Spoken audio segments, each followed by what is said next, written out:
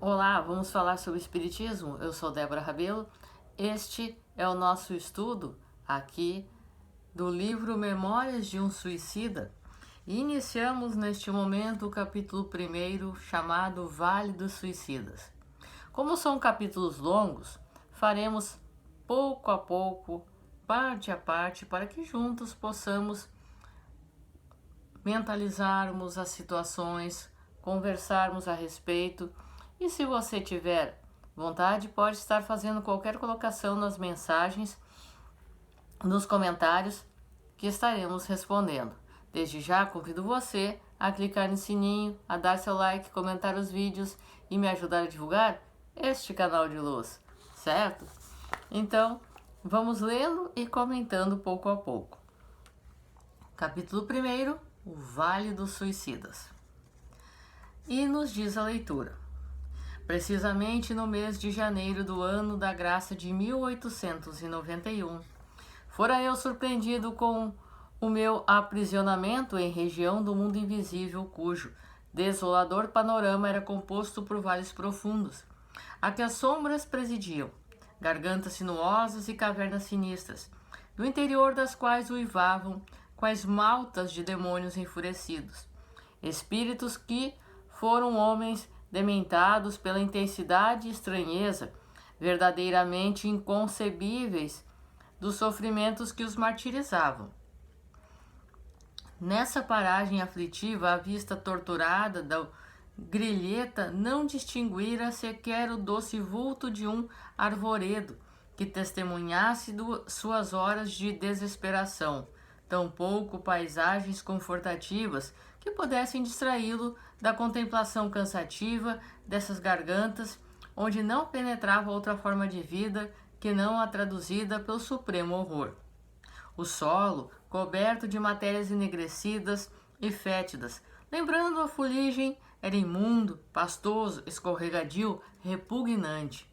O ar pesadíssimo, asfixiante, gelado, enoitado por vulcões ameaçadores, como se eternas tempestades rugissem em torno, e, ao respirarem-no, os espíritos ali ergastulados sufocavam-se como se matérias pulverizadas, nocivas mais do que a cinza e a cal, lhes invadissem as vias respiratórias, martirizando-os com o suplício inconcebível ao cérebro humano habituado às gloriosas claridades do sol, dádiva celeste que diariamente abençoa a terra e as correntes vivificadoras dos ventos sadios que tonificam a organização física dos seus habitantes. Não havia então ali, como não haverá jamais, nem paz, nem consolo, nem esperança.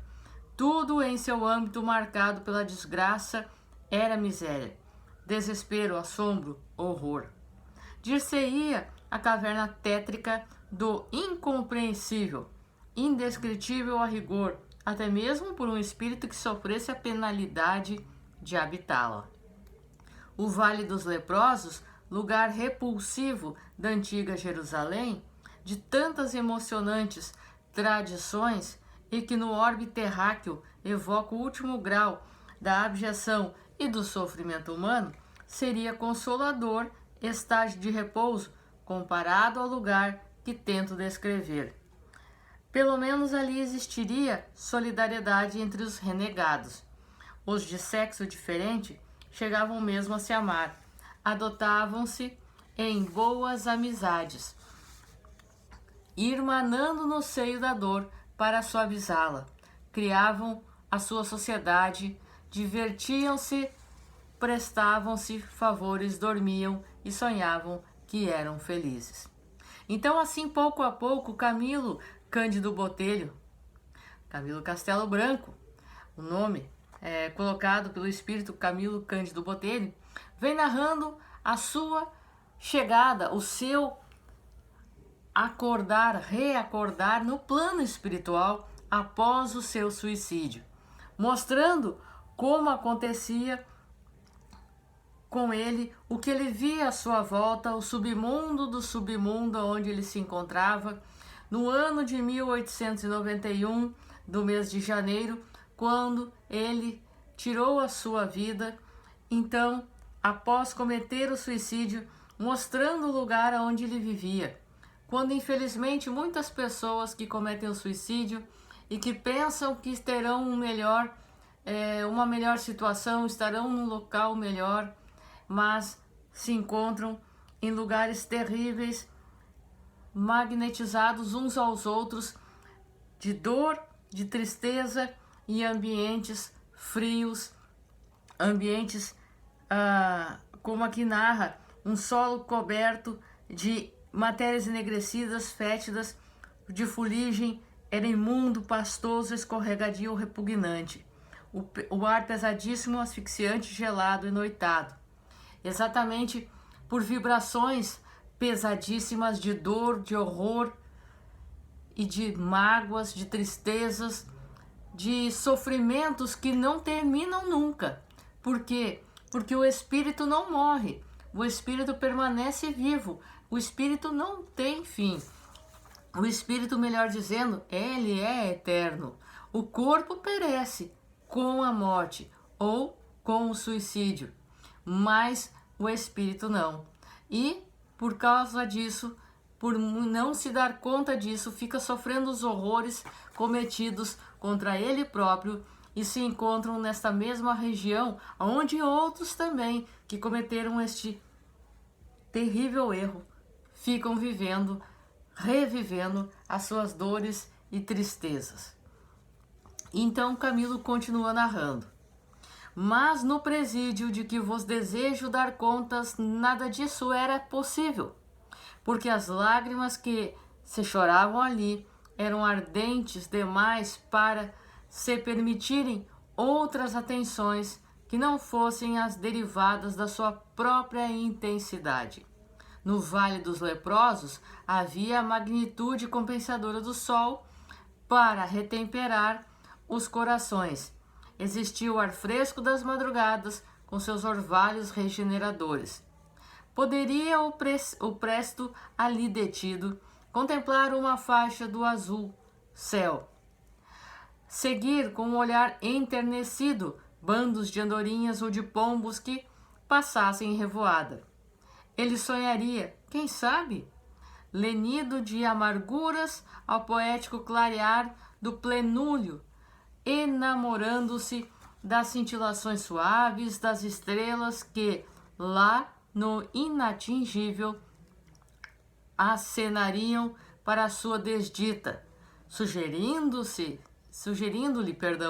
consolações no insulamento a que o forçavam as férreas leis da época. E depois a primavera fecunda voltava, rejuvenescia as plantas para embalsamar com seus perfumes cariciosos as correntes de ar que as brisas diariamente tonificavam com outros tantos bálsamos generosos que traziam no seio amorável. E tudo isso era como dádivas celestiais para reconciliá-lo com Deus, fornecendo-lhe tréguas na desgraça. Mas na caverna, onde padeci o martírio que me surpreendeu além do túmulo, nada disso havia. Aqui era a dor que nada consola, a desgraça que nenhum favor ameniza, a tragédia que ideia alguma tranquilizadora vem orvalhar de esperança. Não há céu, não há luz, não há sol, não há perfume, não há tréguas. Ou seja, o sofrimento do suicida, dele como suicida, parecia não ter fim. E ao contrário de se esperar um ambiente belo, calmo e tranquilo, após morte, não. Ele só via dor e ranger de dentes, como se diz. E ele diz aqui, ó, o que há,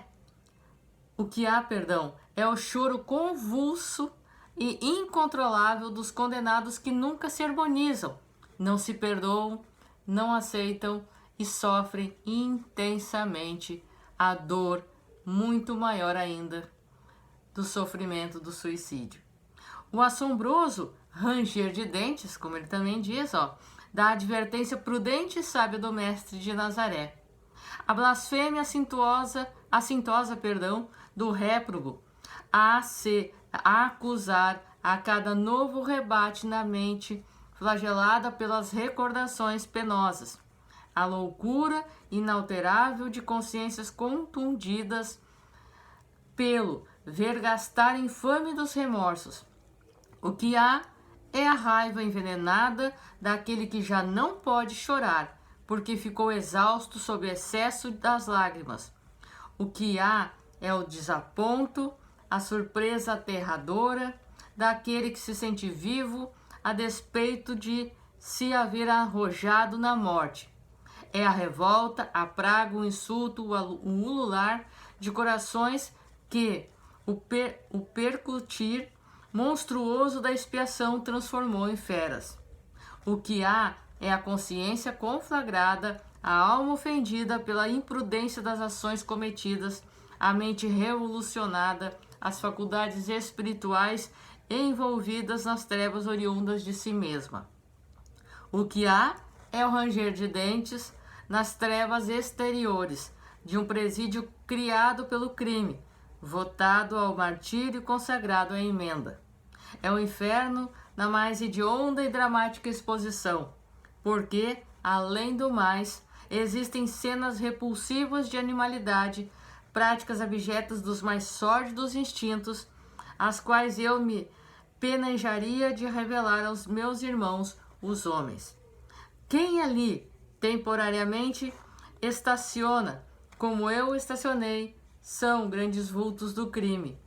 É a escória do mundo espiritual, falanges de suicidas que, periodicamente, para seus canais afluem, levadas pelo turbilhão das desgraças em que se enredaram a se despojarem das forças vitais que se encontram geralmente intactas, revestindo-lhes os envoltórios físicos e espirituais por sequências sacrílegas do suicídio e provindas preferentemente de Portugal, da Espanha, do Brasil e colônias portuguesas da África, infelizmente carentes do auxílio confortativo da prece. Então nós vamos parar aqui, meus irmãos, e no próximo vídeo estaremos dando sequência a este primeiro capítulo, porque são capítulos longos neste início e depois os demais também. E por serem longos, para que nós possamos refletir sobre a situação que Camilo nos narra e a importância desta obra linda que Ivone Pereira nos trouxe, vamos conversar pouco a pouco.